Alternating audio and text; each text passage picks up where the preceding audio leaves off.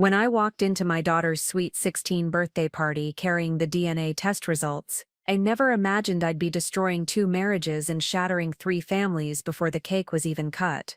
But as I approached my husband Gavin and my brother Spencer laughing together by the punch bowl, I knew there was no turning back. "Happy birthday to Gracie," I said quietly, placing the manila envelope between them, "and congratulations on finally learning who her real father is." The color drained from both their faces as they stared at the official laboratory seal. Spencer's hand trembled as he reached for the document. "Before we jump back in, tell us where you're tuning in from, and if this story touches you, make sure you're subscribed, because tomorrow I've saved something extra special for you."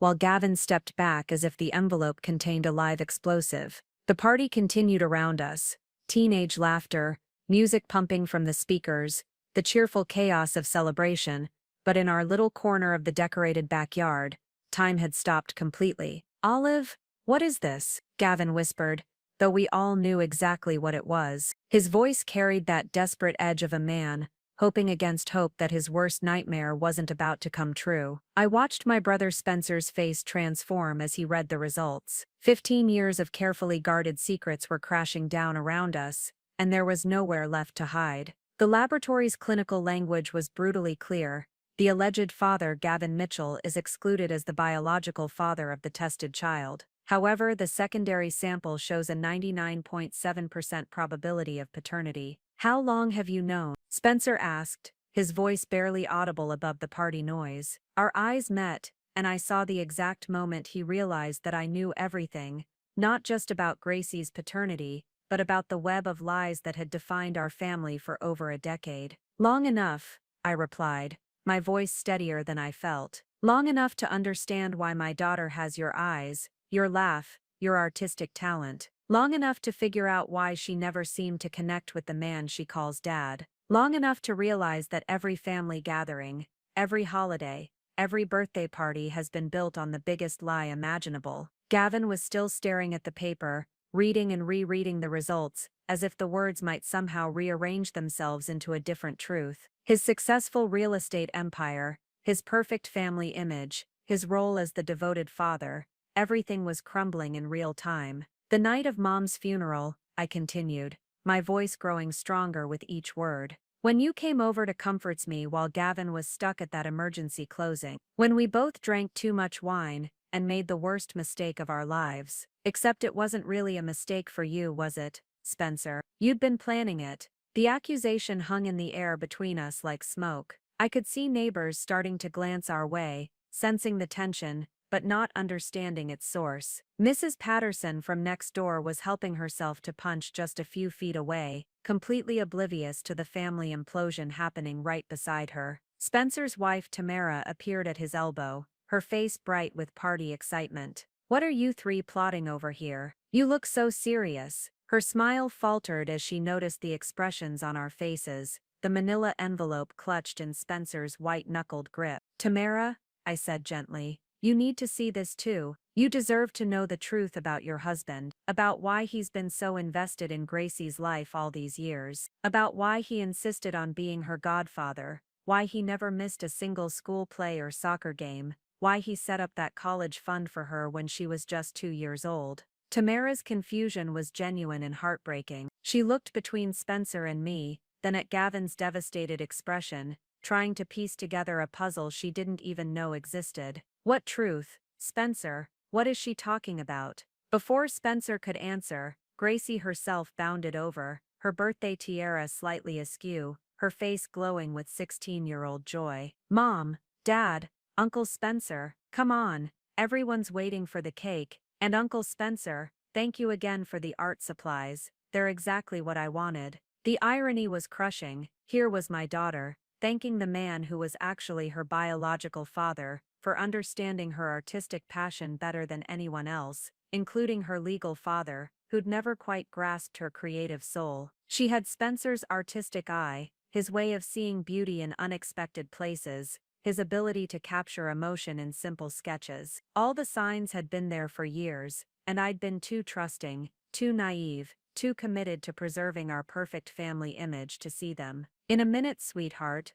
I managed to say, We just need to finish an important conversation, but Gracie's presence had shifted something in the air. This wasn't just about the adults anymore. This was about a teenager who was about to learn that everything she believed about her identity was wrong. This was about a girl who would have to reconcile the father who raised her with the biological father, who'd been hiding in plain sight as her beloved uncle. Gavin finally looked up from the DNA results, his eyes meeting mine for the first time since I'd approached them. "How could you do this here, at her party, in front of everyone?" "Because I'm tired of protecting everyone else's feelings while living in a lie," I replied. "Because Spencer has had 15 years to tell the truth, and chose silence instead. Because you've spent 15 years wondering why you don't feel the connection with Gracie that other fathers describe, and you deserve to know why." The weight of the moment settled over all of us. Across the yard I could see my parents chatting with Gavin's mother,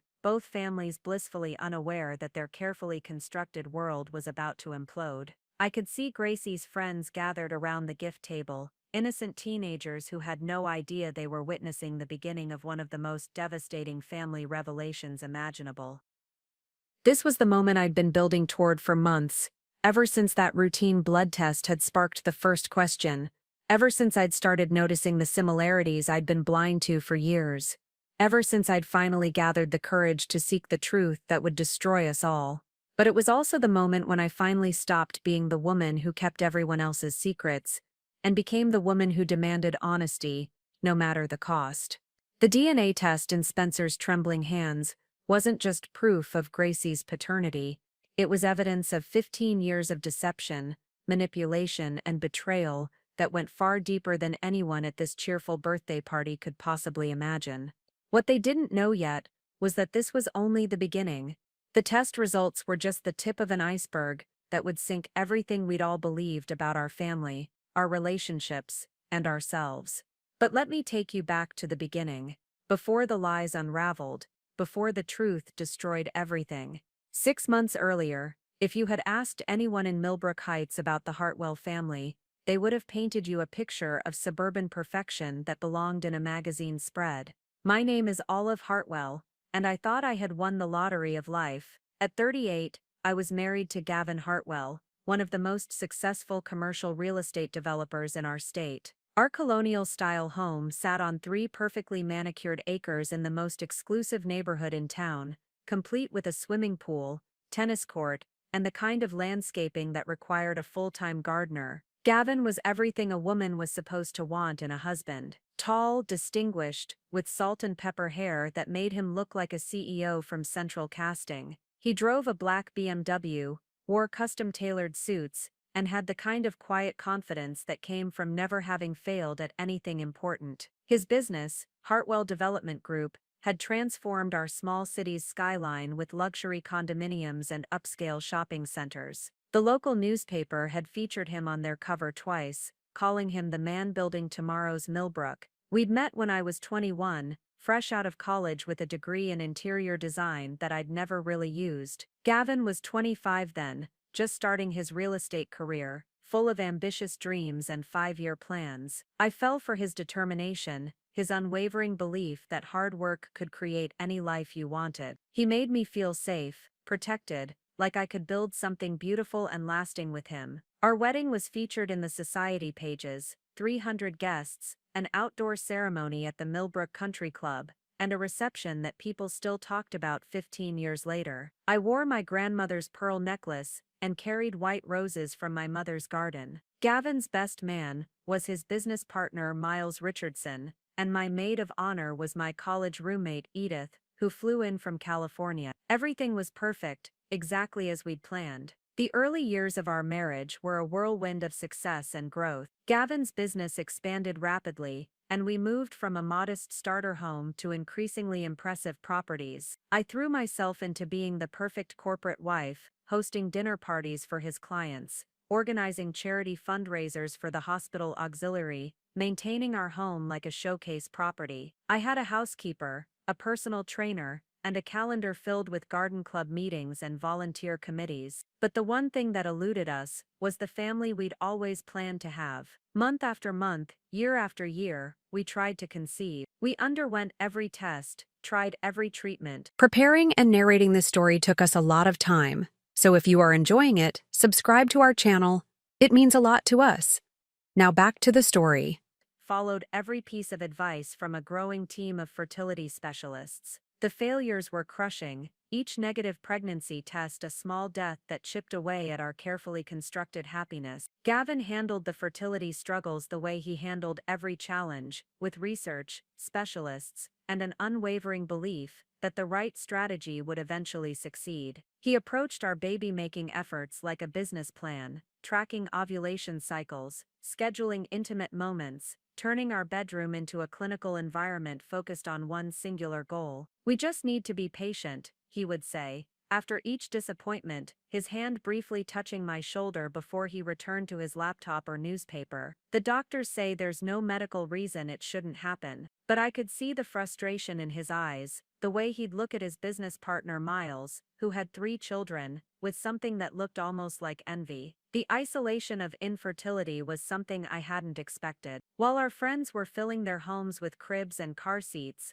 I was filling mine with expensive art and frequent renovations. I threw myself into decorating projects with an almost manic energy, as if creating the perfect environment might somehow manifest the family we couldn't conceive. It was during this time that my relationship with my brother Spencer became even more important to me. Spencer was 2 years older than me, an art teacher at the local high school who had inherited our father's creative soul and our mother's gentle nature. Where Gavin was all sharp angles and ambitious energy, Spencer was soft around the edges, with kind eyes and hands that were always stained with paint or charcoal. Spencer had married his college sweetheart, Tamara, a kindergarten teacher with an infectious laugh and an unlimited capacity for nurturing other people's children. They lived in a cozy craftsman-style house just 15 minutes away, filled with Spencer's artwork and Tamara's collection of children's books. Their home always smelled like vanilla candles and fresh bread, and their kitchen table was perpetually covered with art projects or lesson plans. The cruel irony was that Spencer and Tamara were also struggling with infertility, though they handled it very differently than Gavin and I did. Where we had become clinical and strategic, they had become closer, supporting each other through each disappointment, with the kind of emotional intimacy that I envied but couldn't seem to replicate in my own marriage. Spencer would come over on weekends, ostensibly to help Gavin with yard work or home improvement projects, but really to check on me. He seemed to understand my grief in a way that Gavin couldn't or wouldn't. Where Gavin offered solutions and timelines, Spencer offered presence and understanding. "It's okay to be sad about this," Spencer told me one afternoon as we sat by the pool while Gavin was at the office. "You don't have to be strong all the time." It was such a simple statement, but it was the first time in months that anyone had given me permission to feel what I was actually feeling. Our parents, Adam and Helen Morrison, lived in the same town where Spencer and I had grown up, about an hour away. Dad was a retired bank manager, and Mom was a former elementary school principal, and they represented the kind of solid, dependable love that had shaped both Spencer and me. They visited regularly, always careful not to ask about grandchildren, but clearly hoping for news they could celebrate. Sunday dinners at our house became a tradition. Mom would bring her famous apple pie, Dad would argue politics with Gavin while watching football, and Spencer would help me in the kitchen while Tamara played piano in our living room. These gatherings were the highlight of my week, the time when our house truly felt like a home rather than a beautiful museum. Looking back now, I can see how those Sunday dinners were where the foundation for our family's destruction was quietly being laid. Spencer's attentiveness to me, his easy comfort in our home, the way he seemed to understand my moods better than my own husband did. At the time I interpreted it as the natural closeness between siblings who had always been each other's greatest source of support. Gavin, meanwhile, seemed increasingly distant from the family dynamics. He participated politely in our gatherings, but his mind was often elsewhere, on his next project, his next deal, his next opportunity to build something impressive. Success in business came so naturally to him that I think he was genuinely confused by our failure to conceive, as if babies were another acquisition that could be managed and achieved through the right combination of effort and expertise. Our marriage during this period wasn't unhappy exactly, but it had become something different than either of us had expected. We were partners in building a lifestyle, companions in social obligations, but the intimate connection that had brought us together was being slowly eroded by the weight of our unfulfilled expectations. I filled my days with volunteer work and decorating projects, throwing myself into charitable committees with the same intensity that Gavin brought to his business deals. I chaired the hospital foundation's annual gala, coordinated the country club's Christmas charity drive, and served on the board of the local arts council. My calendar was full, my contributions were valued, but increasingly, I felt like I was performing a role rather than living an authentic life. This was the backdrop against which everything that followed would unfold, a beautiful, successful, carefully constructed life that looked perfect from the outside but was slowly hollowing out from within. We had everything except the one thing we wanted most, and that absence was creating cracks in our foundation that none of us could see.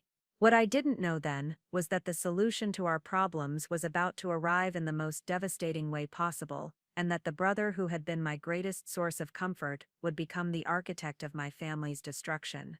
The dynamics of our extended family were complex in ways I didn't fully understand at the time. Looking back, I can see how each person played a crucial role in the web of relationships that would eventually trap us all, but then I saw only what I wanted to see, a loving, supportive network of people who cared about each other. Spencer and Tamara had been married for 12 years, just 3 years less than Gavin and me. Their relationship had always fascinated me because it seemed so effortless compared to the carefully negotiated partnership that Gavin and I had built.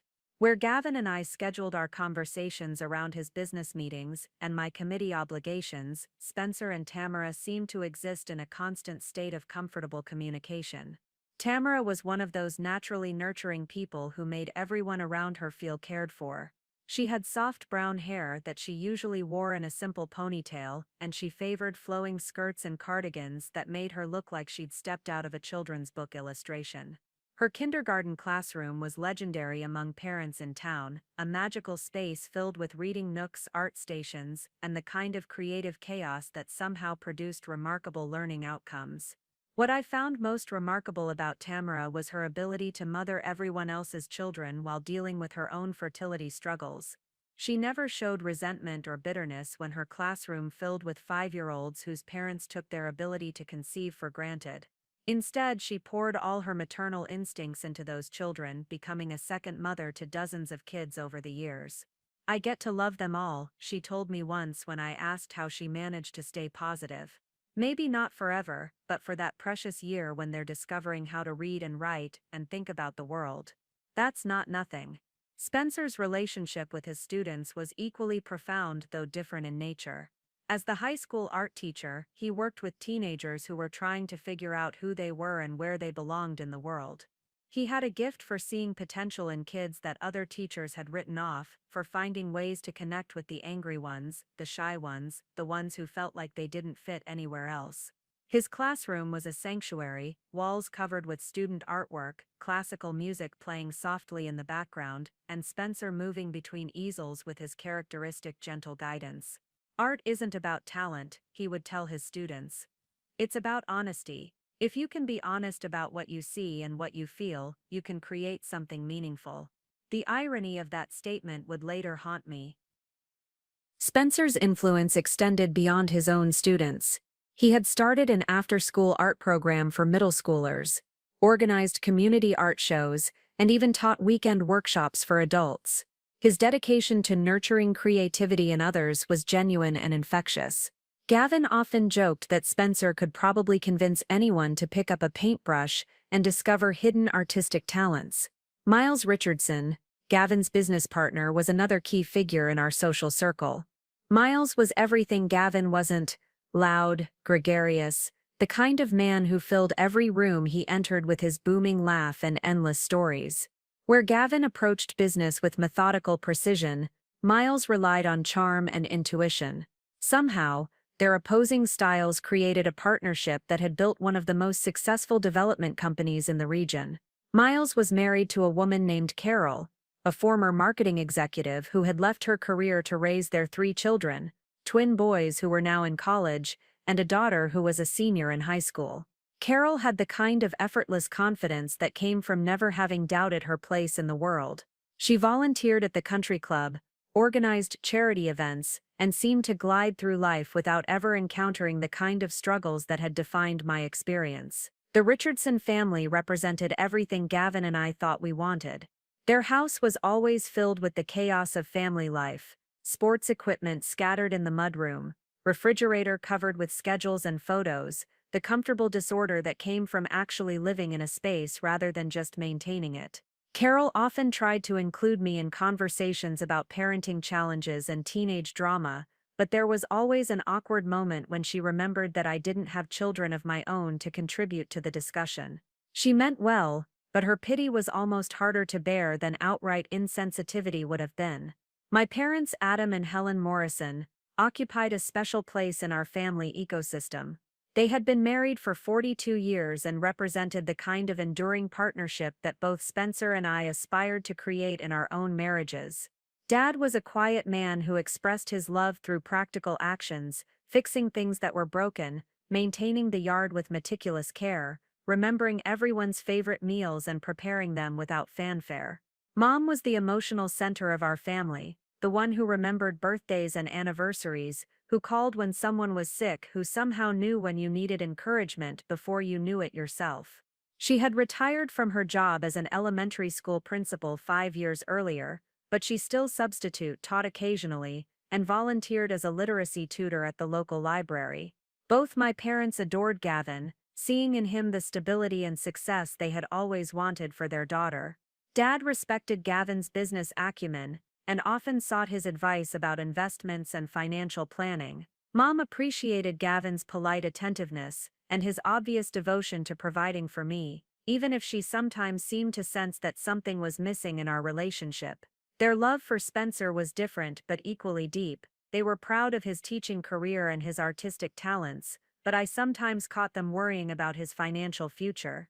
Teachers' salaries weren't substantial, and Spencer's generous nature meant he often spent his own money on supplies for his students or materials for community art projects. "Spencer has such a good heart," Mom would say, usually while watching him help with some household project, or listen patiently to Dad's stories about the bank. "Sometimes I worry that he's too trusting, too willing to put other people's needs before his own." Looking back, I wonder if she saw something in Spencer that the rest of us missed, or if her comment was just the universal worry of a mother who wanted to protect her child from being taken advantage of. Gavin's mother, Margaret Hartwell, was a widow who lived in an elegant senior community about 30 minutes away. She was a formidable woman who had built a successful interior design business before such careers were common for women, and she had raised Gavin as a single mother after his father died in a car accident when Gavin was 12. Margaret had strong opinions about everything, and wasn't shy about sharing them.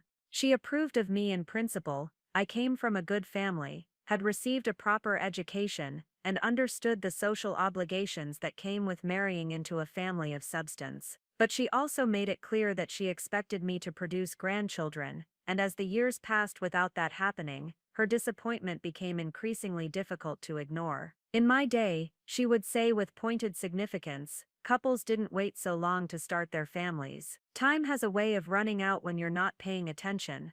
These Sunday dinners with our combined families became the foundation of our social life, but they were also a weekly reminder of our failure to fulfill everyone's expectations. I would watch Spencer and Tamara interact with easy affection, see Miles and Carol navigate the comfortable chaos of their family life, observe my parents' quiet satisfaction with their long marriage, and feel the weight of all the ways that Gavin and I fell short of the family ideal. What I didn't understand then was how these family dynamics were creating the perfect storm for disaster. Spencer's sensitivity to my emotional needs, Tamara's deep longing for a child, Gavin's increasing emotional distance, my own growing sense of isolation. All of these elements were combining in ways that would eventually explode our carefully constructed world. The people I loved most, the family members I trusted completely, were all carrying secrets and longings that would ultimately destroy the very relationships we were all trying so hard to protect. The night that changed everything started with a phone call. It was March 15th,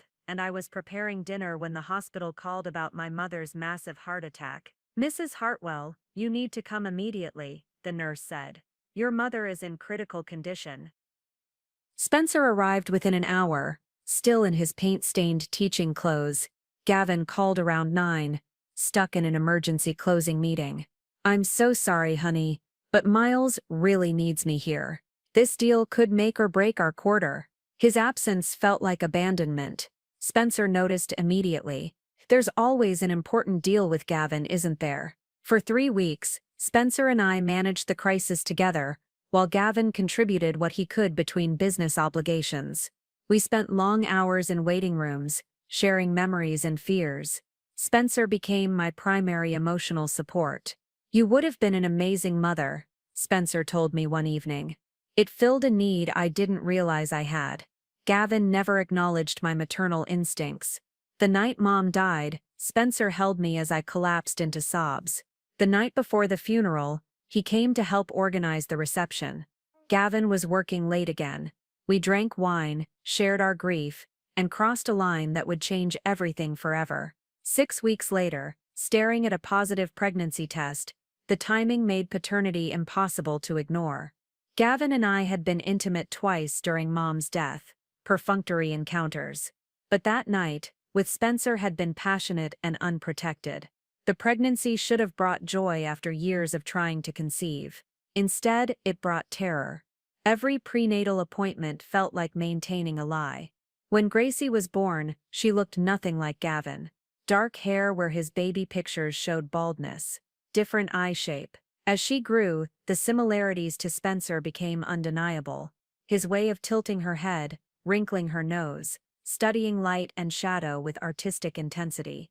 "She's going to be an artist," Spencer said when she was 3 months old, studying her focus on a wind chime. "Some traits are just undeniable." Family comments became torture. "She doesn't look much like Gavin," Margaret observed. "She reminds me so much of Spencer at that age," Mom said, nearly making me choke. Spencer's attention to Gracie was both wonderful and terrifying. He never missed performances, brought perfect gifts, anticipated her needs. The resemblance grew stronger yearly, his artistic eye, musical ability, mechanical aptitude. By age 10, I lived in constant anxiety, waiting for someone to notice what seemed obvious to me. The catalyst came when 15-year-old Gracie needed blood tests for persistent headaches. Dr. Martinez called with concerning results. "Gracie's blood work shows genetic markers inconsistent with your family medical history," she explained. "She carries markers for conditions neither of you carry, recessive traits requiring both parents to have the genes." My terror spiked. Any genetic testing would reveal Gracie's true paternity. "Maybe we should get a second opinion," I said desperately. "Mrs. Hartwell, these aren't lab errors. The genetic markers are very clear," Dr. Martinez replied. Gavin immediately wanted comprehensive testing.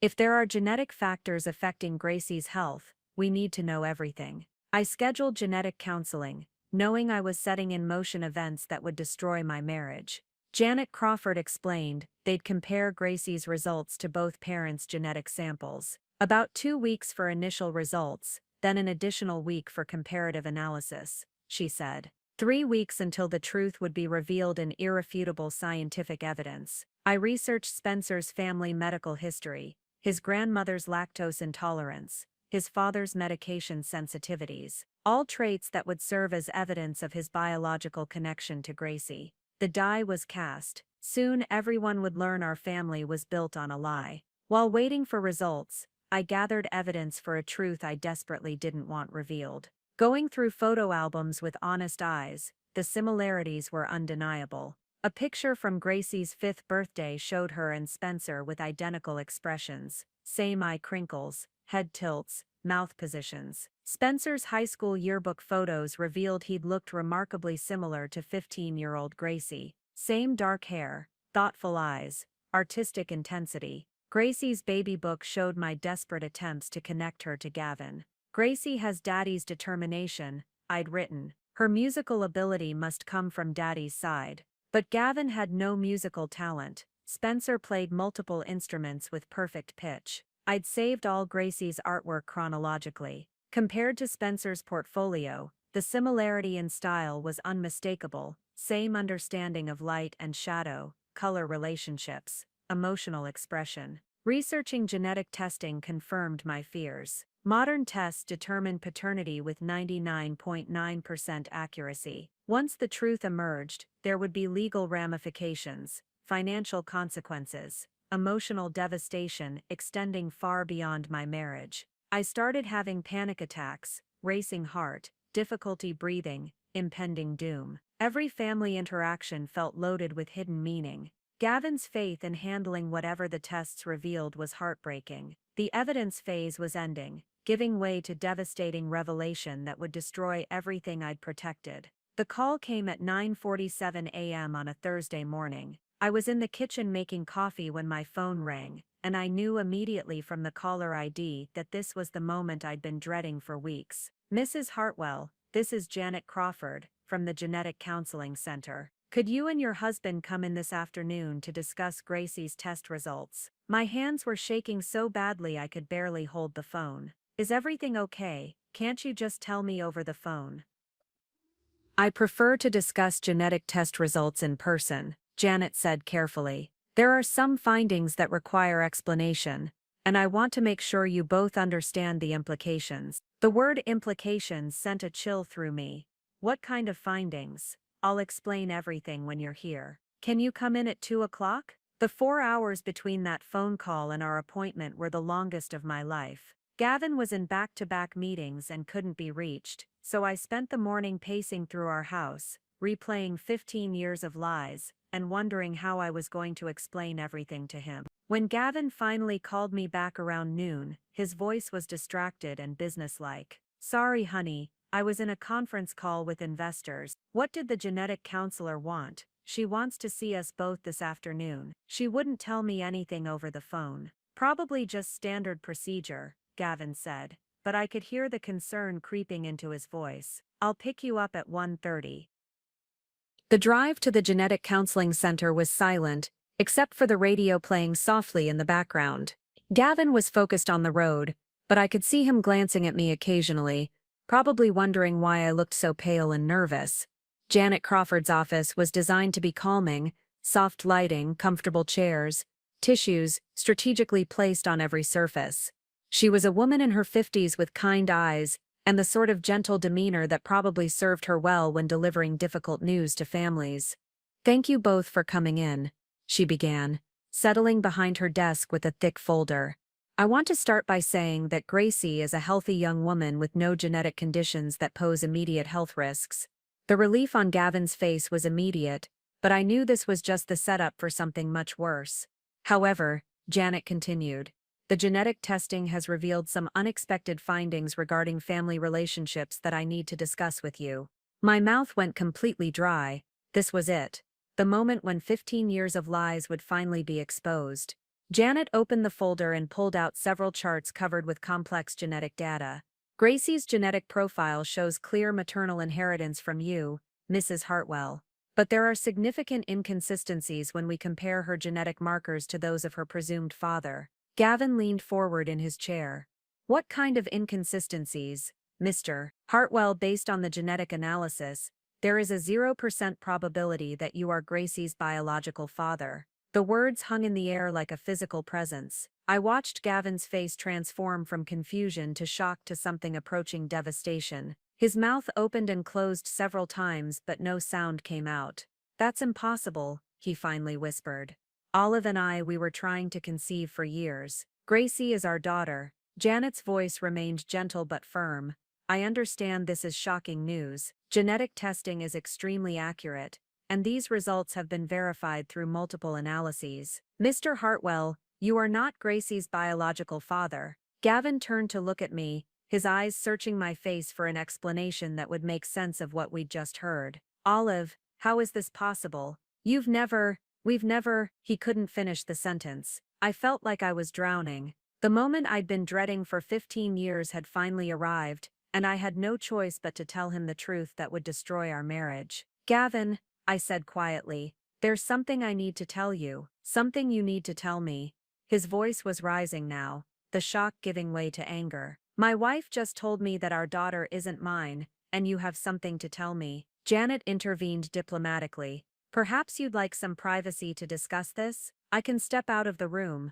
No, Gavin said firmly. I want to hear this explanation right now, in front of a witness. I took a shaky breath and began the confession I'd been rehearsing in my mind for weeks. The night before Mom's funeral, when you were working late on that emergency closing, Spencer came over to help me prepare for the reception.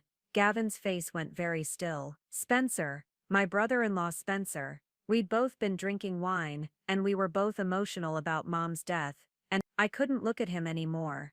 It was one night, Gavin. One terrible mistake that I've regretted every day since. The silence in the room was deafening. Janet looked deeply uncomfortable, probably wishing she'd insisted on giving us privacy for this conversation. 15 years, Gavin said finally, his voice barely audible. For 15 years, I've loved that little girl, provided for her, worried about her, been proud of her accomplishments, and she's not even mine. She is yours, I said desperately. Biology doesn't change the fact that you're her father in every way that matters. You've raised her, loved her. Don't. Gavin's voice was sharp enough to cut. Don't you dare try to minimize this. You've lied to me for 15 years. You've let me believe I was raising my own child, while knowing she was actually Spencer's. Janet cleared her throat gently.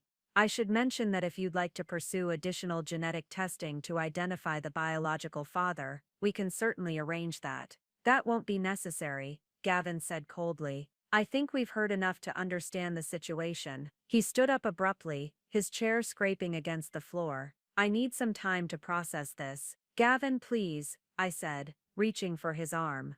Let me explain. Explain what, Olive? Explain how you slept with your own brother, while I was working to support our family. Explain how you've looked me in the eye every day for 15 years, knowing that our daughter was actually his. What else is there to explain? He pulled his arm away from my grasp and headed toward the door. I'll be staying at a hotel tonight. I need to figure out what this means for our marriage. What about Gracie? I called after him. She doesn't know anything about this yet. Gavin paused with his hand on the doorknob. What about Gracie? How exactly do we tell a 15-year-old girl that her entire identity has been a lie? That the man she calls dad isn't her father, and her beloved uncle actually is? He turned back to face me one last time. You created this situation, Olive. You figure out how to explain it to her. The door closed behind him with devastating finality, leaving me alone with Janet Crawford and the ruins of my family.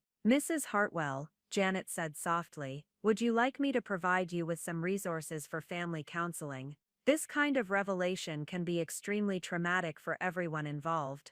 I nodded numbly, unable to speak. The secret I'd been carrying for 15 years was finally out, and the destruction was even worse than I'd imagined. Gavin's pain, his sense of betrayal, the way he'd looked at me like I was a stranger, it was everything I'd feared and more. But this was still just the beginning. I still had to tell Spencer that his secret was out. I still had to tell Tamara that her husband had betrayed their marriage. Most importantly, I still had to tell Gracie that everything she believed about her family was wrong. The genetic test results had provided the truth I'd been hiding from for 15 years. Now I had to live with the consequences of that truth, no matter how devastating they might be. I sat in my car in the parking lot of the Genetic Counseling Center for over an hour, unable to drive home to face the empty house that Gavin had left behind. The folder of test results lay on the passenger seat like a piece of evidence from a crime scene, which in many ways it was. For 15 years I had lived with the knowledge of what Spencer and I had done, but I'd managed to compartmentalize it, to push it into a dark corner of my mind where it couldn't interfere with daily life. Now with that secret exposed and official, I was forced to confront not just what had happened, but how it had shaped every single day of our family's existence since. I thought about all the times Gavin had worried about Gracie's development, wondering why she didn't share his interests in business or logical thinking. He'd attributed her artistic nature to my side of the family, never suspecting that her creativity came from an entirely different source. I remembered his confusion when she showed no aptitude for the strategic thinking that came so naturally to him, and his gentle frustration when she seemed more interested in emotion and beauty than facts and figures. She's just different from me, he'd say. with a puzzled smile. Maybe she gets that artistic temperament from your grandmother. But it wasn't my grandmother. It was Spencer, whose creative gifts had been passed directly to his daughter through genetics he'd never acknowledged. I replayed countless family moments with new understanding. Spencer's immediate emotional connection to Gracie as a baby, the way he'd held her with such tenderness that even Tamara had commented on it. His uncanny ability to predict what would make her happy, the art supplies that were always exactly what she needed, the books that perfectly matched her reading level and interests, the encouragement that seemed to come from deep understanding, rather than observational affection. All those times I'd marveled at what a wonderful Uncle Spencer was, how naturally he related to children, how much Gracie adored him. Now I understood that what I'd been witnessing wasn't just familial affection, it was the instinctive bond between a father and his daughter, operating underneath the surface of our family's constructed reality. The guilt was overwhelming, but it was accompanied by something else I hadn't expected: relief. After 15 years of carrying this secret alone, someone else finally knew. The weight of the lie had been crushing me slowly, and while the revelation was devastating, there was a strange freedom in no longer having to maintain the facade. I thought about Tamara, who was still going about her day completely unaware that her world was about to implode. She was probably in her kindergarten classroom right now, reading stories to 5-year-olds, completely oblivious to the fact that her husband had fathered a child with another woman. How do you tell someone that their marriage has been built on a lie for over a decade? Spencer would need to know that the secret was out, but I wasn't ready for that conversation yet. I could barely process my own emotions, let alone prepare for his reaction. Would he be relieved, like I was? Or would he be angry that I'd allowed the genetic testing to proceed, knowing it would expose us both? I started the car and drove home slowly, taking the long way through neighborhoods I'd known for years, but was seeing with different eyes. This was the community where I'd built my reputation as Gavin Hartwell's devoted wife, the perfect corporate spouse who supported her husband's success and raised their brilliant daughter. Now I was a woman whose marriage was falling apart because of an infidelity that had produced a child she'd been lying about for 15 years. The house felt enormous and empty when I walked through the front door. Gavin's absence was palpable, his coffee mug still in the sink from the morning, his newspaper folded on the kitchen counter, his reading glasses on the end table where he'd left them the night before. All the small evidences of a life shared, now feeling like artifacts from a relationship that might be ending. I went upstairs to our bedroom and found that Gavin had been back while I was at the genetic counselor's office. His overnight bag was gone from the closet, along with several suits and his shaving kit from the bathroom. He'd moved efficiently, taking only what he needed for a few days, as if he hadn't yet decided whether this separation would be temporary or permanent. On his nightstand, he'd left his wedding ring. The sight of that gold band sitting alone on the polished wood surface hit me harder than anything else had all day. It was such a simple gesture, but it communicated everything about how he was feeling. 15 years of marriage, reduced to a piece of jewelry left behind like evidence of a mistake. I picked up the ring and held it in my palm, remembering the day he'd placed it on my finger. We'd been so young, so certain that love and commitment were enough to build a lasting partnership. Neither of us had imagined that we'd someday be sitting in a genetic counselor's office, learning that our family was based on a fundamental deception. My phone buzzed with a text message. It was from Gavin. "Please don't contact me tonight. I need time to think." No anger in the message, no accusations or demands for further explanations. Just a simple request for space from a man whose world had been shattered by genetic test results that should have been routine. I realized I was crying, not the dramatic sobs I'd expected, but quiet tears that seemed to come from a place deeper than conscious emotion. I was grieving the end of my marriage, but I was also grieving the end of Gracie's childhood innocence, the end of our family's peace, the end of Spencer and Tamara's happiness. The ripple effects of one night 15 years ago were finally reaching their full scope, and the destruction was more complete than I'd ever imagined. I thought about calling my father for support, but realized I couldn't explain the situation without revealing secrets that would devastate him too. Dad had always been so proud of our family, so happy that his children had found stable, loving marriages. How could I tell him that both his daughter and his son had betrayed their spouses in the worst possible way? Instead, I sat alone in the kitchen where Spencer and I had crossed that irreversible line, surrounded by the remnants of a life that was disintegrating around me. The house that had once felt like a sanctuary now felt like a museum of my failures, every room holding memories of moments when I could have told the truth, but chose deception instead. Tomorrow, I would have to tell Gracie that her father wasn't her father. I would have to tell Spencer that our secret was exposed. I would have to tell Tamara that her husband had betrayed their marriage. I would have to face the legal, financial, and emotional consequences of 15 years of lies. But tonight I sat alone with the truth, finally free from the burden of carrying it in secret, but devastated by the price that freedom had cost everyone I loved. The genetic test results had given us medical clarity about Gracie's health, but they had also destroyed the foundation of trust that held our family together. Now I had to figure out how to rebuild something authentic from the ruins of our beautiful lie. I called Spencer the next morning from my empty kitchen, my hands trembling as I dialed the number I'd known by heart for 38 years.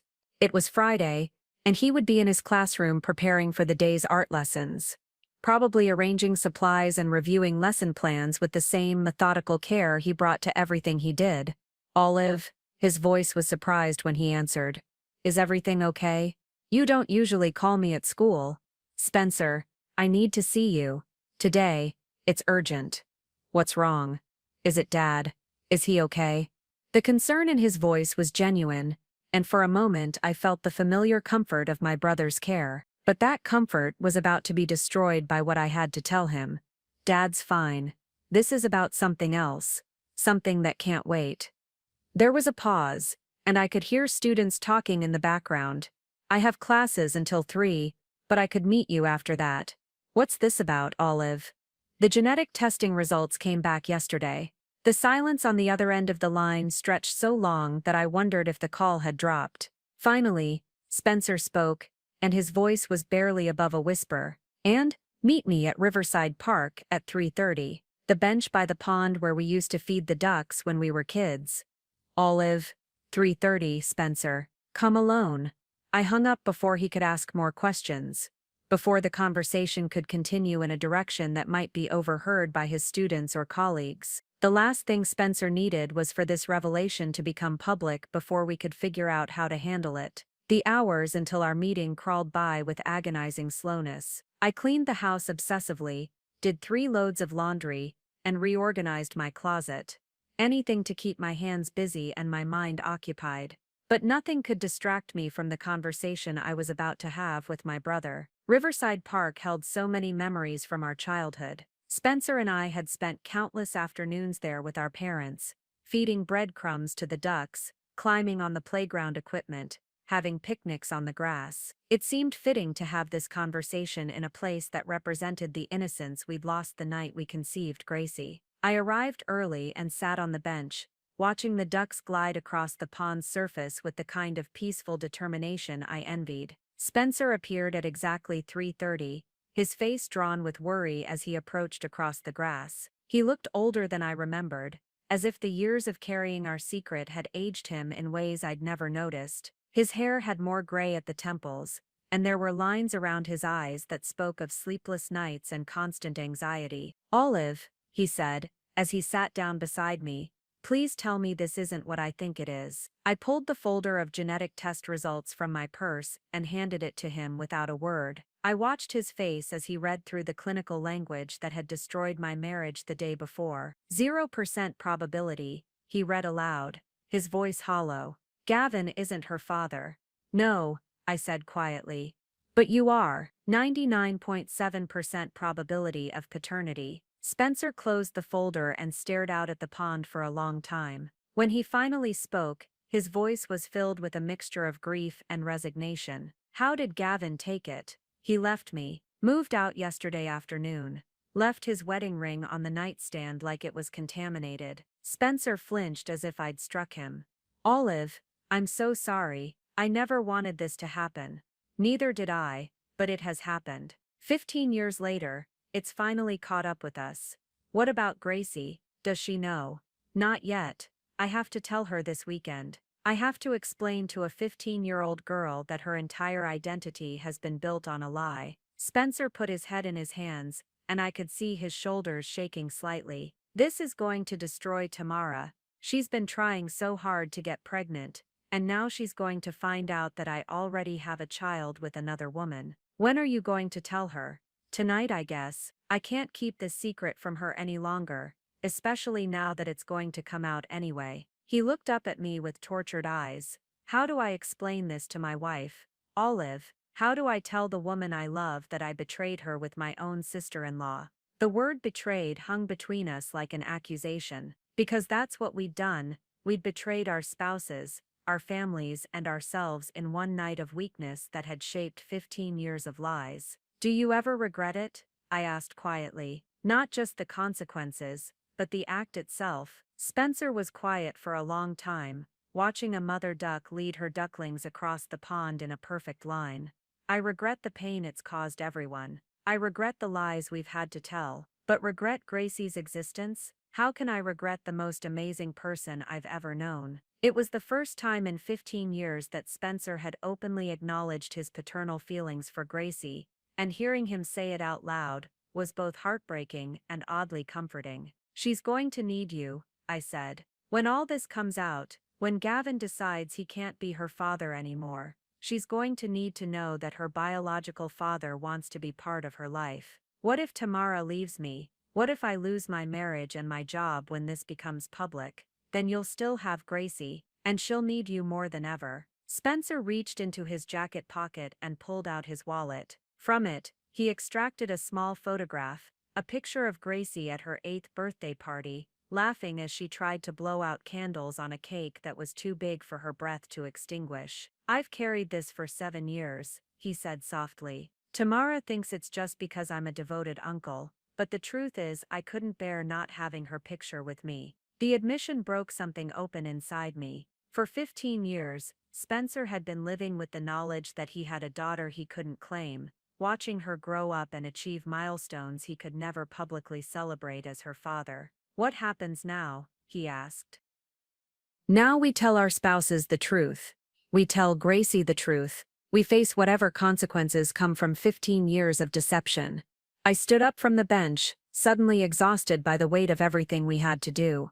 And we try to figure out how to be a family when everything we thought we knew about ourselves has been proven wrong. Spencer stood too, and for a moment we faced each other across the chasm of revelation that had opened between us. We weren't just brother and sister anymore. We were two people who had created a child together, and spent 15 years living with that secret. Olive, he said, as I turned to leave, for what it's worth, I think you've been an incredible mother to her. Biology aside, Gracie is lucky to have you. And she's lucky to have you too, Spencer. She always has been, even when we couldn't acknowledge why. I walked away from the park knowing that the next phase of our family's destruction was about to begin. Spencer would go home and tell Tamara that their marriage was built on a lie. I would have to tell Gracie that her father wasn't her father. And somewhere across town, Gavin was probably trying to figure out whether our marriage could survive this betrayal. The confrontation with Spencer had been painful but necessary. Now the real work began, dismantling 15 years of lies and trying to build something honest from the wreckage. That same evening, while I was preparing to have the most difficult conversation of my life with Gracie, Spencer was across town facing his own moment of reckoning with Tamara. I learned later what happened in their cozy living room, where children's books and art supplies created the warm, nurturing environment they'd built together during 12 years of marriage. Spencer had come home from our meeting at the park looking like a man walking to his execution. Tamara noticed immediately. She'd always been intuitive about his moods, able to read the subtle changes in his expression that others missed. "What's wrong?" she asked, as he sat heavily on their sofa, still wearing his paint-stained teaching clothes. "You look like someone died." "In a way," Spencer said quietly, "someone has." He told her everything. The night at my house after Mom's funeral, the wine, the grief that had made them both vulnerable to a moment of weakness they couldn't take back. He told her about the pregnancy, about watching Gracie grow up knowing she was his daughter, about 15 years of loving a child he could never claim. Tamara's reaction was not what Spencer had expected. Instead of screaming or crying or demanding that he leave, she sat in complete silence for nearly 10 minutes, processing information that recontextualized their entire marriage. "I knew," she finally said, her voice barely audible. Spencer stared at her in shock. "What do you mean you knew?" "Not consciously, but I always wondered why you were so attached to Gracie, why you seemed to understand her in ways that even Gavin didn't. And she looks nothing like him, Spencer. Nothing at all." Tamara stood up and walked to their mantel, where family photos documented years of holiday gatherings and birthday parties. She picked up a picture from Gracie's 10th birthday party, studying it with new eyes. "I used to tell myself I was being paranoid, that my fertility struggles were making me see things that weren't there. But look at this photo, Spencer. Really look at it." She handed him the picture, and Spencer saw what Tamara had been seeing for years, the unmistakable resemblance between himself and the little girl he'd been watching grow up from afar. "I convinced myself I was imagining it," Tamara continued, tears finally starting to fall. "I told myself that childless women sometimes project parental relationships where they don't exist. But deep down, I think I always knew." The conversation that followed was unlike anything either of them had ever experienced. They talked until 3 in the morning,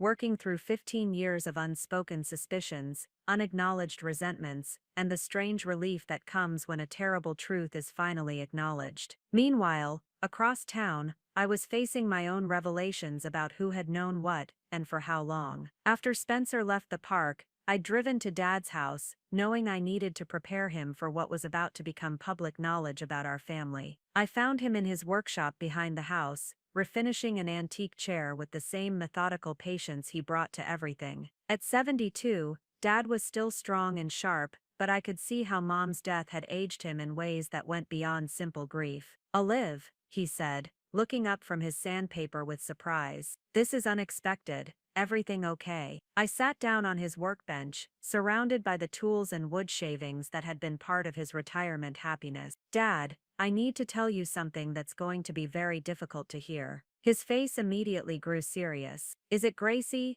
Is she sick?" "No, Dad. Gracie's healthy. But the genetic testing we did revealed something that's going to change our family." I told him everything, watching his face transform from confusion to shock to something that looked almost like relief. When I finished, he set down his sandpaper and sat heavily on a wooden stool. "Your mother knew," he said quietly. "What?" "Not the details, maybe not even consciously. But she suspected something wasn't right about Gracie's paternity. She used to comment on how different Gracie was from Gavin, how much she reminded her of Spencer at that age." Dad looked out the workshop window toward the house where he and Mom had raised Spencer and me. "The last few years, your mother started asking me questions about the timing of Gracie's conception, about whether I remembered exactly when Spencer and Tamara had visited during that period. She never said anything to me. She wouldn't have. Your mother believed in protecting people's privacy, even when she suspected they were keeping secrets. But I could see her putting pieces together, especially after Spencer became so involved in Gracie's life. The revelation that Mom might have known, or at least suspected, added another layer of complexity to an already devastating situation. Had she carried her own secret about our family's true dynamics? Had she died knowing that her daughter and son had betrayed their spouses, but chosen to protect us by staying silent? "What happens now?" Dad asked, echoing Spencer's question from earlier. "Now, I have to tell Gracie, and Gavin has to decide if he can forgive me, if we can rebuild our marriage from this." Dad stood up and pulled me into a hug that smelled like wood stain and the cologne he'd worn for as long as I could remember. "Your mother always said that families survive by choosing love over pride. Whatever happens with Gavin, remember that Gracie is going to need both her parents, all of them." That evening, I called Gavin at his hotel. He answered on the first ring, as if he'd been waiting for my call. "I told Spencer today," I said without preamble, "and I'm telling Gracie tomorrow." How did Spencer react? Like a man who's been carrying a secret for 15 years and is finally free to acknowledge his daughter. There was a long pause. "His daughter," Gavin repeated quietly. "I keep forgetting that's what she is now. Not mine anymore." "Gavin, you raised her. You loved her. Biology doesn't erase 15 years of being her father, doesn't it? Every time I look at her now, I'm going to remember that she's not actually mine. That while I was building my business to provide for our family, you and Spencer were creating a family I didn't even know existed. The pain in his voice was raw and immediate. I need more time, he said finally. I don't know if I can get past this, Olive. I don't know if I can look at you or Spencer, or even Gracie, without remembering how betrayed I feel right now. So what does that mean for us? I don't know yet. I honestly don't know. He hung up without saying goodbye, leaving me alone in the house that had once felt like a sanctuary, but now felt like a crime scene. Tomorrow I would have to tell Gracie that everything she believed about her identity was wrong. And after that, we would all have to figure out how to be a family when the foundation we'd built everything on had turned out to be quicksand. The circle of truth was expanding, and with each person who learned the real story of Gracie's parentage, the complexity of our situation grew exponentially. What had started as a secret between Spencer and me had become a family-wide crisis that would require everyone to reevaluate their relationships, their assumptions, and their capacity for forgiveness. Saturday morning arrived gray and drizzling, the weather matching my emotional state as I prepared for the conversation that would change Gracie's life forever. She was still asleep upstairs, probably exhausted from a week of school and blissfully unaware that her world was about to be turned upside down. I'd spent most of the night planning how to tell her, rehearsing different approaches, and trying to anticipate her questions. How do you explain to a 15-year-old that her father isn't her father? How do you prepare a teenager for the fact that her beloved Uncle Spencer is actually her biological parent? There was no guidebook for this kind of revelation. My phone rang at 8 a.m. It was Spencer, and his voice sounded as strained as I felt. Olive, we need to talk before you tell Gracie. Tamara and I have been up all night discussing this, and we think there might be a better way to handle it. What do you mean?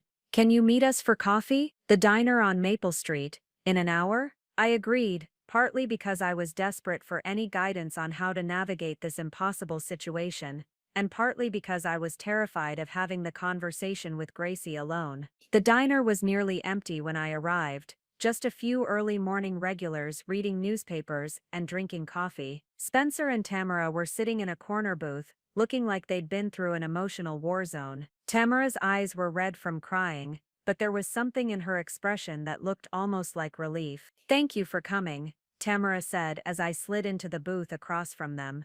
"I know this is incredibly difficult for everyone." Spencer reached across the table and briefly touched my hand. "Tamara had some insights last night that I think you should hear." Tamara took a shaky breath before speaking. "I've been thinking about Gracie, about how this revelation is going to affect her. She's 15, which means she's already dealing with identity questions that are normal for teenagers. Adding this level of family upheaval could be devastating." I nodded, appreciating that Tamara was thinking about Gracie's well-being despite her own pain. "But," Tamara continued, "I also think Gracie is stronger than we give her credit for, and she has a right to know the truth about her parentage, especially now that it's going to come out anyway." Spencer leaned forward. "We've been discussing the possibility of telling her together. All of us, you, me, and Tamara, maybe even Gavin, if he's willing." The idea hadn't occurred to me, but it made sense. Gracie was going to need support from everyone who loved her, and presenting a united front might help her process the information more effectively. "What about Gavin?" I asked. "He's not exactly speaking to any of us right now. I called him this morning," Spencer said quietly. "We had a very difficult conversation, but he agreed to be part of telling Gracie. He said that whatever his feelings about us, she doesn't deserve to be punished for our mistakes." The fact that Gavin was willing to participate gave me hope that maybe, eventually, we could find a way through this crisis that protected Gracie even if it destroyed our marriages. "There's something else," Tamara said, her voice barely above a whisper. "Spencer and I have decided that we want to be part of Gracie's life moving forward, not to replace you or Gavin, but to give her the support she's going to need." I felt tears starting to fall. "Tamara, I'm so sorry. I never meant for any of this to hurt you." "I know," she replied, reaching across the table to squeeze my hand. "And I'm angry and hurt, and I don't know if Spencer and I can rebuild our marriage from this." But Gracie is innocent in all of this, and she's going to need all the love and support we can give her. We spent the next hour planning how to approach the conversation with Gracie. Spencer suggested we meet at his and Tamara's house, which felt more neutral than my home where Gavin's absence would be obvious. Tamara recommended that we have the conversation in their living room, surrounded by comfortable furniture and familiar surroundings that might help Gracie feel safe. We need to be honest but gentle, I said. She needs to understand that this doesn't change how much we all love her. And we need to be prepared for any reaction, Spencer added. Anger, confusion, tears. She might need time to process before she's ready to ask questions. Gavin arrived at Spencer and Tamara's house at 2 p.m., looking haggard but determined. The tension between him and Spencer was palpable, but both men seemed committed to putting their personal feelings aside for Gracie's sake. "Where is she?" Gavin asked, his voice carefully neutral. "She'll be here in a few minutes," I replied. I told her we had something important to discuss as a family. When Gracie arrived, she immediately sensed that something was wrong. Her artistic intuition, inherited from Spencer, made her particularly sensitive to emotional undercurrents. "What's going on?" she asked, looking around at our serious faces. "Did someone else die?" "No, sweetheart," I said, guiding her to the center of the sofa where she'd be surrounded by all of us. "But we do have something very important to tell you." She sat down slowly, her eyes moving from face to face, trying to read the situation. "This is about the genetic testing, isn't it?" I was surprised by her perceptiveness.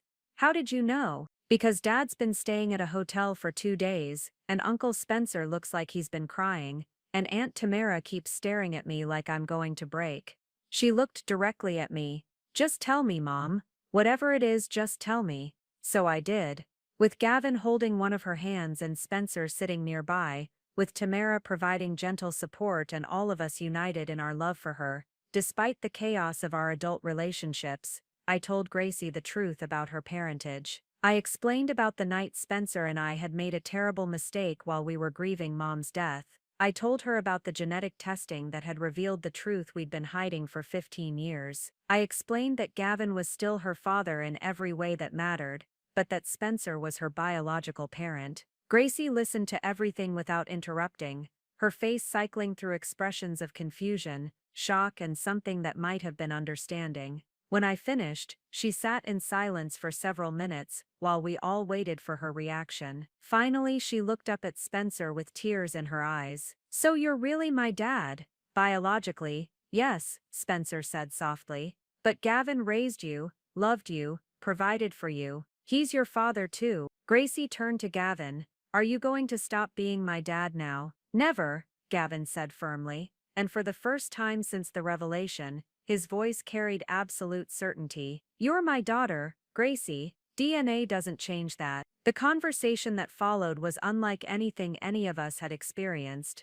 Gracie asked questions, expressed anger at the lies we'd told, cried about the complexity of her new reality, and ultimately demonstrated a maturity that surprised us all. "I need time to figure out what this means," she said finally. "But I want you all to know that I love you, and I don't want our family to fall apart because of this." As we planned the next steps, how to tell our extended family and friends, how to handle the legal implications, how to rebuild trust and relationships that had been shattered by 15 years of deception, I realized that Gracie's wisdom would be essential to our healing process. The planning phase was ending, and the real work of rebuilding our family was about to begin. Gracie's 16th birthday was 3 weeks away, when she made the decision that would force our private family crisis into the public eye. She'd been processing the truth about her parentage with remarkable maturity, attending family therapy sessions, and working through her feelings with the counselor we'd found who specialized in family secrets and identity issues.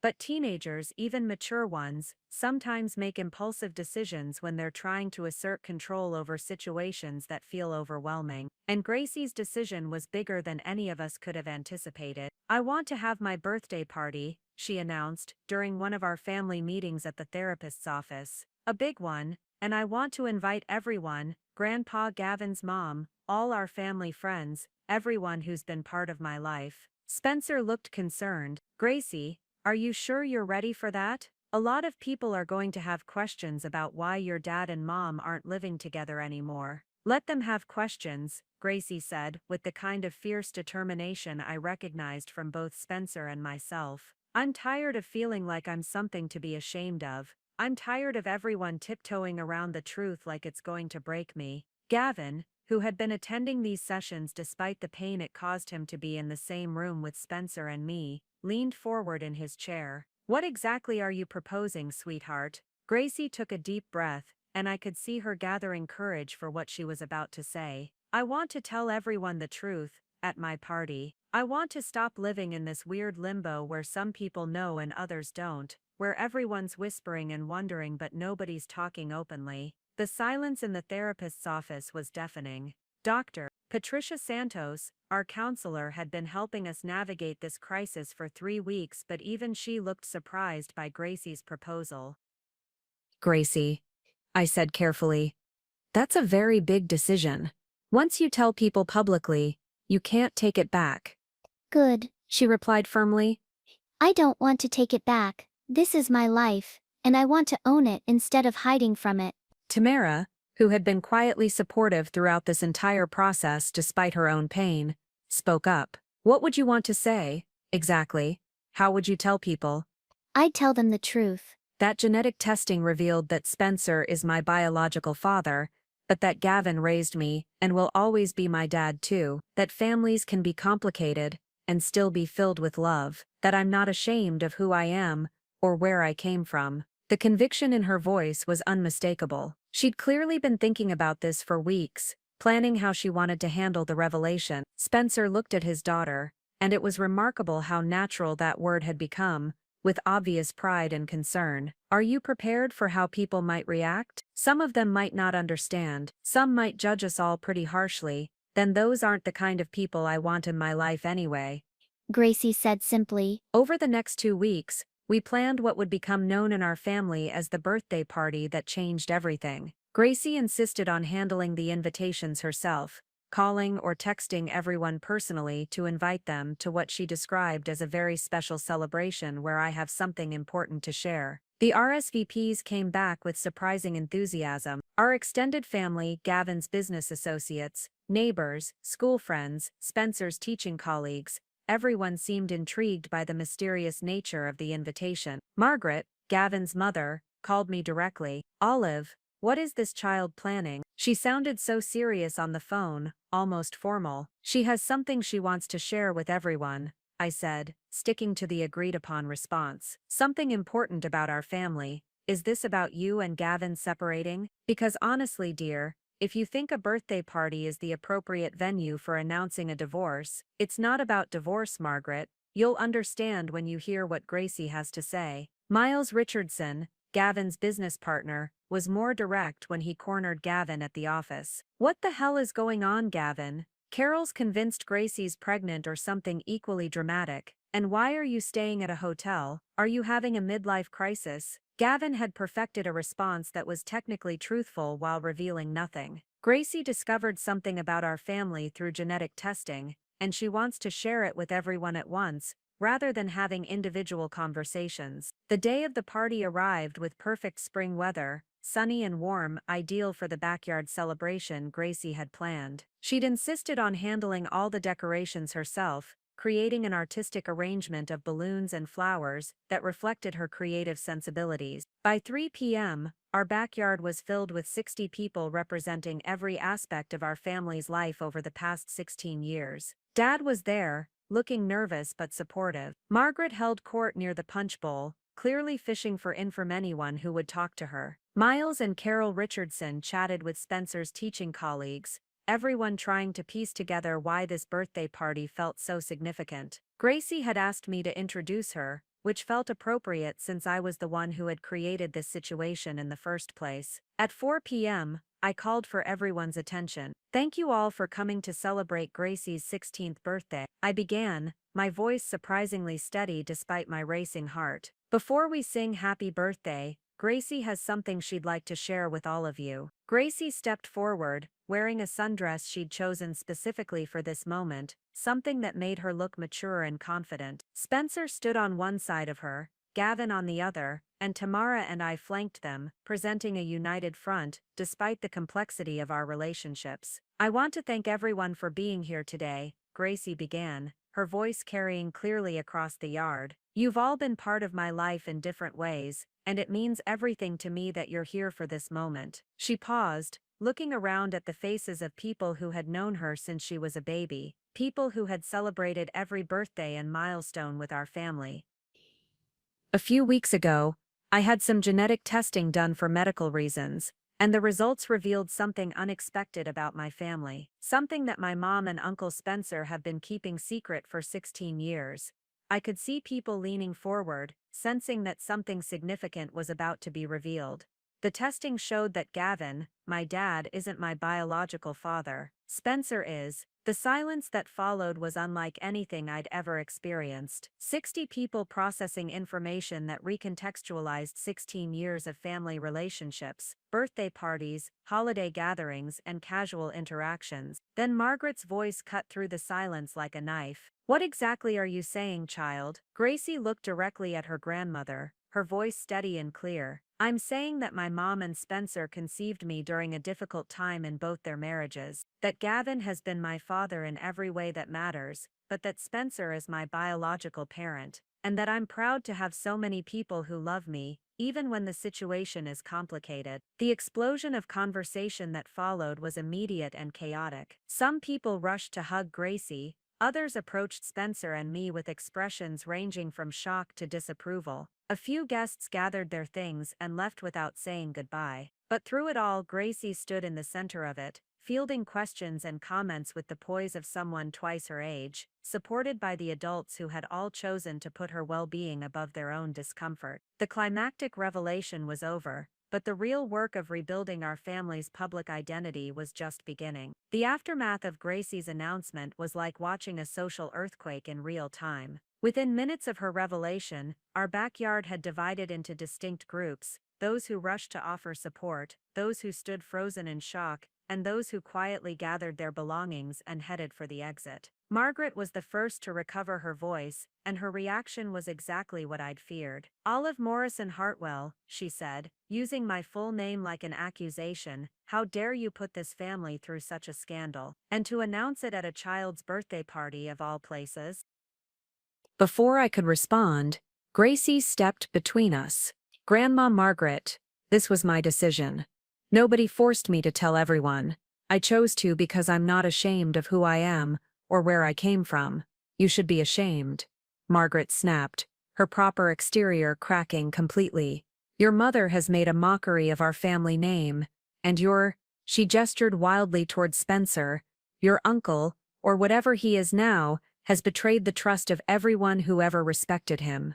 Dad moved quickly to intervene, his usually gentle demeanor replaced by protective anger. "Margaret, that's enough. Whatever you think about the adults in this situation, you will not speak to my granddaughter that way." The confrontation between our family's matriarchs drew the attention of everyone still remaining at the party. I watched as people chose sides in real time, some moving closer to show support, others stepping back as if the scandal might be contagious. Miles Richardson approached Gavin with obvious concern. "Gavin, I had no idea you were dealing with this. Why didn't you tell me?" "Because it's not something you tell your business partner over lunch," Gavin replied tersely. "Some things are too complicated for casual conversation." Carol Richardson, meanwhile, had cornered Spencer near the cake table. "Spencer, I don't understand. How could you, with your own sister-in-law? What about Tamara?" Spencer's face flushed red, but before he could respond, Tamara herself appeared at his side. "Carol, I appreciate your concern, but Spencer and I are handling this privately. Our marriage is our business." The loyalty Tamara showed Spencer in that moment, despite everything he'd put her through, was remarkable. Even as their own relationship hung in the balance, she refused to let him face public judgment alone. Dr. Martinez, Gracie's pediatrician, who had been invited as a family friend, approached me with professional concern. "Olive, how is Gracie processing all of this? This kind of family revelation can be traumatic for adolescents." "She's in counseling," I replied, grateful for someone who seemed focused on Gracie's well-being rather than the scandal. We all are. She's actually handling it better than any of the adults. Some reactions surprised me completely. Mrs. Patterson, our elderly neighbor, who I'd expected to be scandalized, hugged me tightly. Dear, families have complicated stories. What matters is how much love surrounds that child. And from where I'm standing, she's surrounded by plenty. But others were less forgiving. The Hendersons, another couple from our neighborhood, gathered their teenage daughter and headed for the door without a word. Janet Morrison, a distant cousin, shook her head in obvious disapproval as she left. Some things should stay private, she muttered loud enough for everyone to hear. The most heartbreaking moment came when Gracie's friend Sarah approached her hesitantly. Gracie, does this mean you're not really who I thought you were? I'm exactly who I've always been, Gracie replied with remarkable composure. The only thing that's changed is that now you know the truth about my biology, but I'm still the same person who's been your friend for 6 years. By 6 p.m., about half the guests had left, leaving a core group of family and close friends who seemed determined to support us through this crisis. The birthday cake remained largely untouched, the decorations looking incongruously cheerful against the backdrop of family drama. Spencer found me standing alone by the garden fence, watching the remaining guests navigate awkward conversations. Olive, I'm sorry, I never wanted Gracie's birthday to turn into this kind of spectacle. She needed to do it this way, I replied. She needed to control the narrative instead of having it whispered about behind her back. What happens now? Before I could answer, Gavin joined us. The three of us standing together felt surreal. The woman, the husband, and the brother whose 15-year-old secret had just exploded in front of 60 witnesses. Now we deal with the consequences, Gavin said quietly. The gossip, the judgment, the way people look at us differently. Gracie's brave enough to face this head-on, so we need to be brave enough to support her. As the sun set on Gracie's 16th birthday party, I realized that we'd crossed a point of no return. The secret that had shaped 15 years of our family's life was now public knowledge, and there was no going back to the careful facade we'd maintained for so long. The immediate aftermath was chaotic and painful, but it was also honest in a way our family hadn't been in over a decade. For the first time since that night in my kitchen, we were all living in the same truth, facing the same reality, dealing with the same consequences. The hard work of rebuilding our relationships was just beginning, but at least now we were all starting from the same place, the complicated, messy, undeniable truth of who we really were. 6 months after Gracie's birthday revelation, I sat in the same coffee shop where Spencer and I had met to discuss the genetic test results, but this time the atmosphere was completely different. The crushing weight of secrets had been replaced by the lighter burden of rebuilding authentic relationships. Gavin had moved back home 3 weeks earlier, not because our marriage had magically healed, but because we'd both realized that Gracie needed stability while we figured out what our family would look like going forward. We were sleeping in separate bedrooms and attending couples counseling twice a week, slowly working through 15 years of broken trust. I don't know if I'll ever stop feeling betrayed, Gavin had said during one particularly difficult session. But I also can't stop loving Gracie, and she needs both her parents right now. Spencer and Tamara's journey had been different, but equally complex. They'd separated for 2 months, while Tamara decided whether she could rebuild a marriage that had been founded on such a fundamental deception. In the end, it was Gracie who helped her make the decision. Aunt Tamara, Gracie had said during one of their private conversations, I know Spencer hurt you terribly, but he's been a good father to me even when he couldn't claim me, and he's been a good husband to you even when he was carrying this secret. Maybe that counts for something.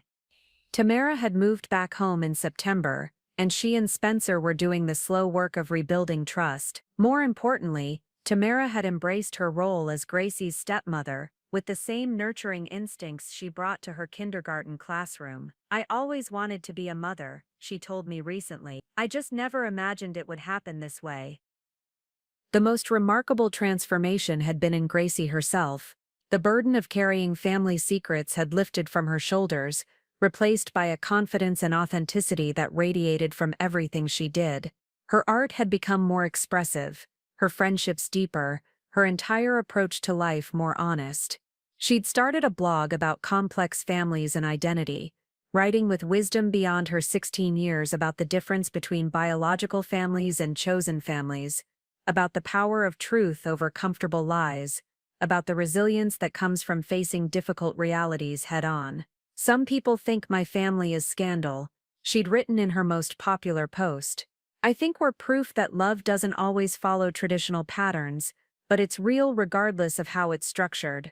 The social consequences had been mixed. Some friendships had ended, people who couldn't handle the complexity of our situation, or who felt deceived by our years of maintaining a false narrative. But other relationships had deepened, strengthened by our willingness to be vulnerable and honest. Margaret had eventually come around, though it took months of family therapy and several difficult conversations. I may not approve of how this situation came about, she told Gracie during their reconciliation, but I refuse to lose my granddaughter over the mistakes of adults. Dad had become an unexpected source of wisdom throughout our healing process. Your mother always said that families are built on love, not DNA, he reminded us regularly. Biology brought you all together in complicated ways, but choice is what keeps you together now. Spencer had legally established paternity and was contributing to Gracie's financial support, though Gavin remained her primary father figure. They'd worked out a custody arrangement that recognized both men's roles in her life. Gavin as the father who raised her, Spencer as the biological father who wanted to claim her openly. The most surprising development had been how Spencer's teaching career had actually benefited from our family's openness about complicated relationships. Parents and students seemed to appreciate his authenticity, and he'd started facilitating support groups for families dealing with similar revelations. Turns out a lot of families have secrets, he told me with a wry smile. Most people are relieved to meet someone who's willing to talk honestly about how messy real life can be. As for me, I was learning to live without the constant anxiety that had plagued me for 15 years. The relief of not carrying secrets was profound, even though it came with the price of public scrutiny and personal judgment from some corners of our community. I'd returned to my interior design career, but with a new focus on helping families create authentic homes rather than perfect showplaces. My experiences had taught me the difference between spaces that look beautiful and spaces that nurture honest relationships. The night before Gracie's 17th birthday, which she'd insisted on celebrating with a small, intimate gathering, she pulled me aside for a conversation I'll never forget. "Mom, do you regret it? The night with Spencer, I mean. Because if you hadn't made that choice, I wouldn't exist." It was a question I'd been afraid she'd ask, and one I'd been preparing to answer honestly. "I regret the pain it caused everyone," I said carefully. "I regret the lies and the years of deception, but regret you, never. You're the best thing that ever happened to our family, even if you came to us in an unconventional way." She hugged me tightly. "I'm glad you chose truth over perfection, even though it took a while." As I watched Gracie blow out 17 candles surrounded by the people who loved her, Gavin and Spencer, Tamara and me, Dad and even Margaret, I realized we'd created something unprecedented. We weren't a traditional family, but we were an honest one. We weren't perfect, but we were authentic. The DNA test that had revealed Spencer as Gracie's father had destroyed the family we thought we were, but it had also freed us to become the family we actually needed to be. Sometimes the truth breaks everything down so something better can be built from the pieces. And sometimes, that's exactly what needs to happen. 2 years later, I found myself standing in the exact same spot where this entire journey had begun. The genetic counselor's office where Janet Crawford had first delivered the news that would change our lives forever. But this time I wasn't there as a patient, I was there as a volunteer, helping other families navigate the complex emotional terrain that comes with unexpected genetic revelations. "Mrs. Hartwell," Janet said as I organized informational pamphlets about family counseling resources, "I have to tell you, when I first met your family, I wasn't sure you'd all survive the revelation intact. The fact that you're here helping others shows remarkable resilience." I smiled, thinking about how far we'd all come. We almost didn't survive it, but we learned that sometimes you have to completely fall apart before you can rebuild something stronger. That morning, I'd received a text from Gracie, who was now 18 and in her freshman year at art school 3 hours away. The message included a photo of her latest painting, a complex family portrait that somehow managed to capture all of us in a single frame. biological relationships, and chosen relationships, intertwined in beautiful, honest complexity. Family Portrait #3, she'd captioned it. Still figuring out how to show love that doesn't follow traditional lines, but I think I'm getting closer. Her art had become increasingly sophisticated, earning her a full scholarship to one of the most prestigious art programs in the country. More importantly, her willingness to explore themes of identity, truth, and family complexity had resonated with audiences far beyond our small community. Last month, she'd been featured in a national magazine article about young artists addressing contemporary family dynamics. The interviewer had asked her about growing up in what they termed an unconventional family structure. "Every family is unconventional if you look closely enough," Gracie had replied. "The difference is whether you're honest about the complications or whether you pretend they don't exist. My family chose honesty, and that made all the difference." Gavin and I had finalized our divorce 6 months ago, but in a way that preserved our co-parenting relationship and mutual respect. We'd realized that while we couldn't rebuild our marriage from the foundation of lies it had been built on, we could create a new kind of partnership focused on Gracie's well-being. "We may not be husband and wife anymore," Gavin had said during our final mediation session, "but we'll always be Gracie's parents. That bond doesn't change because of biology or because of divorce papers." He'd started dating someone new, a widow named Rachel, who had 2 teenage children of her own. What I found remarkable was how naturally Gracie had accepted Rachel into her extended family constellation, recognizing that love wasn't a finite resource that needed to be carefully rationed. Spencer and Tamara had not only survived their marriage crisis, but had emerged stronger than before. They'd adopted a sibling pair, a 10-year-old boy, and his 8-year-old sister who needed a stable home. Watching Spencer embrace fatherhood officially, after years of loving Gracie from the sidelines, had been profoundly moving. "It turns out I had more capacity for love than I realized," Tamara had told me recently. "Our crisis taught me that families can expand in ways you never expect." The children they'd adopted knew the full story of Gracie's parentage and accepted her as their older sister without question. Children, it seemed, were remarkably adaptable when adults provided honest, loving guidance. Dad had become the family historian, creating photo albums and memory books that told our story with unflinching honesty. "Future generations should know the truth about how this family came together," he'd explained. "The messy parts make the love more meaningful, not less." As for me, I'd discovered a calling I never expected. My work with families facing genetic revelations had led to speaking engagements at counseling conferences and medical schools. I'd learned that our story, while dramatic, wasn't unique. Families everywhere were grappling with unexpected paternity discoveries, genetic testing surprises, and the challenge of rebuilding relationships around new truths. "The hardest part isn't learning the truth," I'd told a room full of genetic counselors at a recent conference. "The hardest part is deciding what to do with that truth once you have it. Do you let it destroy everything you've built, or do you use it as an opportunity to build something more authentic?" That afternoon, I drove home to the house that Gavin and I had once shared, but that was now truly mine. Gracie was coming home from college for the weekend, and we'd planned a family dinner that would include Spencer, Tamara, their adopted children, Gavin, Rachel, and her kids. Even Margaret had decided to join us, having finally embraced the expanded definition of family that had emerged from our crisis. As I prepared dinner in the kitchen, where Spencer and I had crossed that fateful line 18 years ago, I reflected on the strange journey that had brought us to this point. One night of weakness had created a web of lies that had shaped nearly 2 decades of our lives. But the revelation of that truth, as painful as it had ultimately freed us all to love more openly, more honestly, and more completely than we'd ever imagined possible. The DNA test that had initially seemed like a medical routine had turned out to be the catalyst for the most important transformation our family had ever experienced. We'd learned that blood doesn't determine family, choice does. We'd discovered that perfect facades often hide imperfect foundations, but authentic relationships can weather any storm. Most importantly, we'd realized that sometimes the most devastating revelations become the foundation for the most beautiful new beginnings. When Gracie walked through the front door that evening, carrying her art supplies and wearing the confident smile of someone completely comfortable with who she was, I knew we'd made the right choice in choosing truth over comfort, authenticity over perfection. Our family might not look like anyone else's, but it was undeniably, beautifully, completely ours. Up next, you've got two more standout stories right on your screen. If this one hit the mark, you won't want to pass these up. Just click and check them out. And don't forget to subscribe and turn on the notification bell so you don't miss any upload from us.